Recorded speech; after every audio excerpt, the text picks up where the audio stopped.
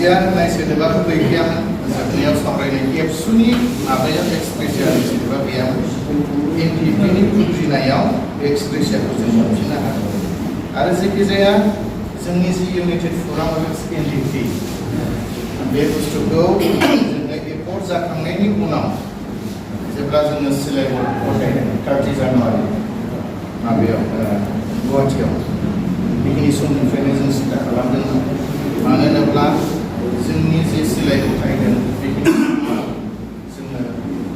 खाबु लादों नासय जादों मानो होनब्ला जोंनि जेसेबांनाखि सागानगिरि साब्रै बिथांमोना बेखिनि समाव फंसेबो बाथ्रा बुंनो मोनाखै जों बेखौ बै समनिफ्राय नोजोर बोबोदों बेनि उनाव जेब्ला 7 फेब्रुवारि जेब्ला क'क्राझाराव प्राइम मिनिस्टार बिथाङा फैदोंमोन बेखिनि समावबो जोंनि सागानगिरि साब्रै बिथांमोना खुनु रायजोफोरखौ गोजोनथोंसै धन्यबाद नोंथांमोना जोंखौ 34 इयार्स जाहोबोबाय लोंहोबोबाय जोंनि थाखाय खस्थ' लाबोबाय दुखु सैनांबाय बिनि थाखाय साबायखर बे बाथ्राखौ बुंनो मोनाखै बेखिनि समावबो बुंनो मोनाखै अब्लानिफ्रायनो जों बिराद सिन्था खालामदों मा जादों जों बबे लामाजों लांदों जोंखौ मासो खावनायाव लांबाय थाबावसिगोन नामा बेखौ जों सिन्था खालामनानै बे 7 थारिखनि मोनाखालिनो बे बङाइगावनो बे सुक्रुनि न'आव प्रथम रायज्लायजेन गोविंद सारजों सुनील बेंगाम सानैया फैदों ओमफ्राय नाब्ला सारजों आंजों दङ आधा घन्टासो फ्राय रायज्लायदों मा सिन्था खालामदों जों जानांसिगोन बे खोथाखौ जों रायज्लायदों बेनि उनाव धीरेन सारजों फैलाव सारजों फैदों फ्राय बिसोरजों आधा घन्टासो रायज्लायदों एखे न'आवनो बेनि उनाव सावरायग्राजों देरेंगाजों फैदों बेयावबो जों फ्राय आधा घन्टासो रायज्लायनायनि उनावनो 9 थारिख खालि हिमालय हटेलाव जों मोनसे ज' टेबोल खालामदों जे जों ज' जानांसिगौ बयबो मथा मथा जों ज' जानाय गासैबो दुखु दाहा जोबबाय बेयाव दिबालाय जायगा खालामदों जायगा खालामनाय बे बलांगुरि गोरोबथा फार्मावनो 2020 नि 11 फेब्रुवारि खालि जों मोनसे गोरोबथा लायनोसै गोरोबथा खालामनायसै होननानै मिथिं लानाय जाबाय मोनफ्रोमबो आफादनिफ्राय मोनब्रै पेक्सन आफादनिफ्राय सातजोन लिंहरनानै मिथिं लादों दान्थे बिदान्थे नांलाय खमलायनि गेजेरजों फ्राय 6-7 घन्टासो मिथिं लाखांनायनि उनाव मोनासि समखालि फाइनाल जादों अके जों ज' जानोसै जाबाय बोरायबो दं नाब्ला दं जों ज' जानोसै सार गासिबो दंजोबो ज' जानोसै बिदिनखालि ज' जानोसै जाबायानो बिदिनखालि ज' जाबायानो बेनि उनाव 15 फेब्रुवारि बिदिनखालि भैरबकुन्द खाथि सनायनि नेटिभ केम्पआव आरो मिथिं जाबावबाय बे ज' जाथारनोसै 24 तारिख फेब्रुवारि खालि मोनसे साक्सेस मिथिं लानोसै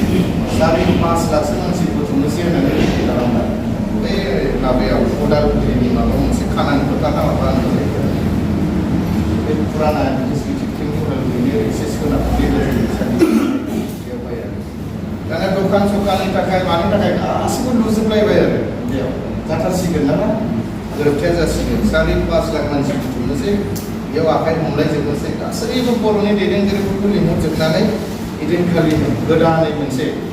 पलिटिकेलानो जा माबायानो जा माबा मोनसे फर्म खालामनोसै ज'यै रायज्लायनानै 5.5 लाखनि गेजेराव बेबायदि प्रग्राम खालामबाय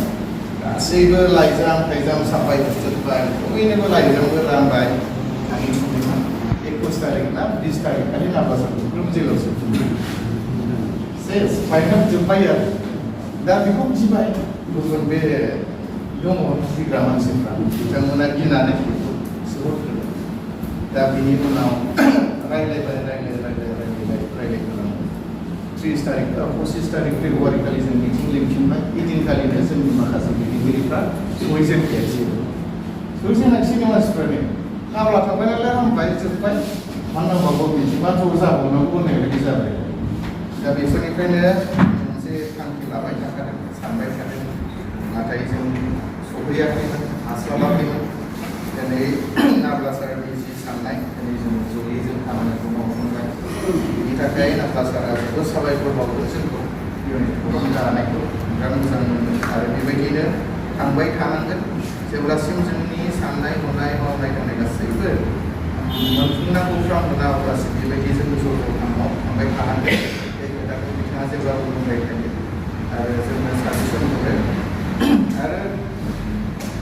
जे सिस्टेमाव थानाय जोंनि एमएलएआनो जा इएमआनो जा सोरबायानो जा कुनु दिन दिनैसिम जेलाव थांफेरनानै सोर साबैसे जेलाव दं सोर साबैसे बबे जेलाव दं मा खालामनानै दं बिथांमोननि न'खरा मा उसुबिदा बिथांमोना मा बबे लेभेलाव दं मालाबा खबर लाहैफेराखै जों थांदों इउनिटि फराम गाखांनाय लगे लगे दसदिननि गेजेरावनो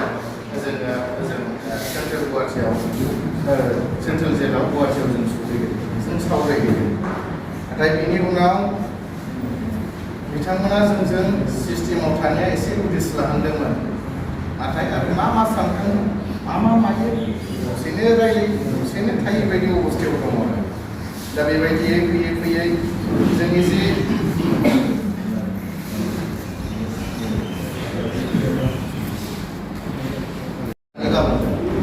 जायनि थाखाय बै बोखानाय लिस्टआव थालांनाय मानसिफोरनाव दिनैसिम खुनु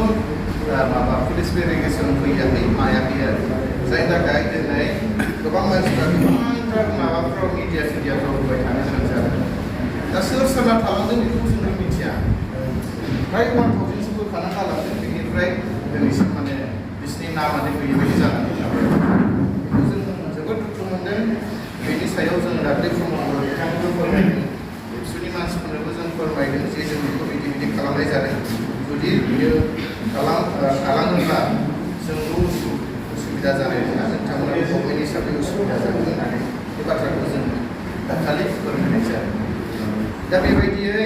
जोंनि समस्याफोरा मोनसेनि उनाव मोनसे थालाङो आरो रिहेबिलिटेसन हिसाबैबो जों गासै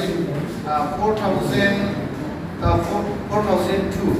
इसिबांसो जोङो रिहेबिलिटेसनफोरखौ मोननो हाबाय एक्सिकिउटिभ हिसाबै नाथाय बेयाव आरो गोबां थालांबावदों दा हार्डकोर केडार हिसाबै दहाय बुंनाय बायदि 673 अलरेडि बियो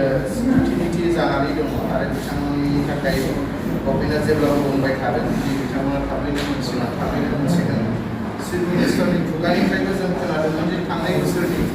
नभेम्बर डिसेम्बरनि गेजेरावनो मोननो गोनांमोन नाथाय बेखौबो बिथांमोना होनो हायाखै दाख्लैसो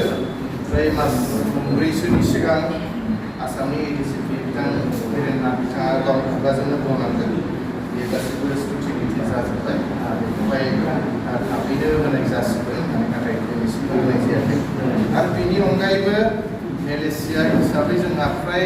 4000सो दङ बेनि सायावबो जोङो सावरायदों गासै प्रमोटर बिथांजोंबो जों सावरायदों बिथांमोननो माबा मोनसे कालिनि होथारनांगौ होननानै बिथांनिसिम जोङो बे बाथ्राखौ गुवारै सावरायनाय जादों आरो बेजों लोगोसे जि जोंनि माखासे सिंनि खामानि बिसोरबो फ्राय मावजाबाय थादों दिनै जों जाय बुस्थुफोरखौ अपेनै जोंनि मिडिया एरिया मानसिफोरनि जों सावरायनो हाया जि नाब्ला सारनि जि केस समाव जोङो बिथांखौ मोनहैनो हाबाय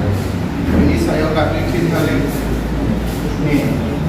बेयावबो जोङो सावरायनाय जादों चिफ मिनिस्टारजों जों फुराफुरि बुंदों जोंनि आफादगिरिया बुंदों इभेन्टेक्स पुलिसफोरखौ जालायलांदों ना सार होननानै चिफ मिनिस्टारखौहाय बिनि बाथ्रासिम जोङो सावरायनाय जादों आरो बेयाव बिथाङा बुंदों जे आं आसा खालामो फैबाय थानाय समनि सिगियार बेवहाय रन्जनानि केसनि जि रिजाल्ट बियो मोजां फैगोन ना आफादगिरि होननानै बिथाङा कमिटिनिफ्राय बुंदों बेजों लोगोसे बिथाङा गावनो जोंहाय जोंखौहाय पुलिस लानि दहाय बुंनाय बायदि हाब्ला नोंथांमोन नाथाय दिनैसिम जों सावरायनो मोनाखै आसा खालामदों जे सप्तानि गेजेराव बा नेक्स्ट उइकनि गेजेराव सावरायनो मोनगोन होननानै मोनसे सुलुंनि गेजेरजों दा जायखिजाया बेबायदिनो जोङो साजोंबो मावदों सिंजोंबो माखासे खामानिखौ मावबाय थादों बिनि अनगायैबो जोंनि माखासे सोद्रोमाफोर जेरैहाय लोमजानाय साजानाय लामा सामा सोरखौबा लोगो हमलाबायनानै सोरबा माहाजोन मानसिफोरखौ लोगो लानानै जों बांगि जों मार्टियार्स डे हिसाबै जों खुंबोगासिनो दङ नाथाय बेसे गोबाव जों बेबायदि मालायनाव बिबाय जों खुंबाय थानो हादों सिन्था खालामो दिनै गुबुनफोरखौ नायोब्ला जों नुयो जाय बिथांमोना बै समाव एबसुनि मोनसे मुंख्लं जाबाय माथियास जाबाय सुनि बसुमतारी बिथांमोना मोनफ्रोमबो बोसोराव बिथांमोनखौ मान होनानै बिथांमोननि मुङाव गिदिर बायदि बायदि खेला दुला बायदि गेलेनायखौ जों नुयो मोनफ्रोमबो साब डिभिजनाव मोनफ्रोमबो डिस्ट्रिक्टआव मोनफ्रोमबो स्टेट लेभेलावनो जा मायावनो जा बिथांमोननि मुङाव दिनैहाय बायदि बायदि खालामो दा बिथांमोननि मुंख्लं खाम्फा मोनफ्रोमबो जायगायाव दङ नाथाय मोनसे 34 years दावहा नांनाय बेबो गोरलै नङा सिलाइजों दावहा नांनाय बेयाव मार्टियास जानाय मानगोनां बिमाफोरा सानमोनाव दा एनडिपि मुंख्लंफोरनि मुङाव एकर्ड खालामखांनायनि उनावबो एकर्ड जाखांनायनि उनाव गभर्नमेन्ट खालामखांनानैबो जोंनि एनडिपिनि मानसिफ्रानो गभर्नमेन्ट सालायबाय थासेयावबो दिनैसिम जोङो माने सासेबो सुबुंनि बा एनडिपि मार्टियासनि मुंखौ जों नुनो मोनाखै बेसेबां दुखु नांगौ बेनिखायनो जों सिन्था खालामनो गोनां जायो माब्लाबा बायदि बायदि सिन्था खालामनो गोनां जायो बायदि बायदि सानफ्लांबाय थानो गोनां जायो दा बेफोरखौ फारफ्रोमनिफ्रायबो नोजोर बोनानै दिनै जोंनि इउनाइटेड फार्मार्स एनडिपिखौ मोनफ्रोमबो जायगायाव दाफुंनो गोनां जादों जों बोलो होनो गोनां जादों मदद खालामनांगोन नङाब्ला जोंनि जि नांनाय 33 बोसोर जि दावहा नांनाय 33 बोसोराव जाय बिथांमोना दिनै मुख्लं जालांबाय 9 बोसोर मोननानै लेंगानि बुथुम जानानै सोरनावबा दिनैसिम खर' आदै देहा जेरावबो दिनैसिम गुलिफोर हाबनानै दं बिथांमोननि नांनाया ओरैनो थांगोन होननानै जों सिन्था खालामनो गोनां जासै आरो नुहुरखासै दिनै जों जुदि बुजिखावाब्ला जों जुदि मोनसे इउनाइट जानानै इउनिफिकेसन जानानै जों जुदि बाथ्रा बुङाब्ला जोंनि जि नांनाय जोंनि जि मोनसे 34 बोसोर गाहामनि जि जारिमिन ओरैनो सेवहांगार जालांगोन होननानै जों साननो हायो बेनिखायनो जों दिनै सिन्था खालामनांगोन आरो मोनफ्रोमबो लेभेलाव जों रायज्लायनांगोन जेरावनो थाया मानो जेरावनो जिराया मानो जेरावनो जुथुमा मानो घन्टा जों सावरायनानै जोंनि जों बबे लामाजों थाङोब्ला बबे लामाजों जों थाङोब्ला जोंनि खामानिया साक्सेस जागोन जोंनि 34 बोसोर दावहा नांनायनि जि अर्थ बियो दिनै गोथाङै थाबाय थागोन जों बेखौ सिन्था खालामनांगोन दिनैहाय सा साज्रांनि आं सासे इउनाइटेड फरामनि सासे मेम्बार जाबाय बा दैदेनगिरि जाबाय होननानै जुदि सायावनो जुदि साननानै लाबाय थायोब्ला मालाबाबो बे मोजां जानाय नङा आरो जाफुंनाय नङा दिनैहाय फ्राय जोंनि इउनाइटेड फरामनि एनडिपिनि माखासे बिबानगिरिफोरखौ जों दिनै नुदों गाज्रि सुनानै गुबुन हान्जाजों बाहागो लाहैदों दिनै बेबायदि बुस्थुआ जाबाय थादों बेनिखायनो आं खावलायो जोंनि साफ्रोमबो बिबानगिरि आरो बिथांमोनखौ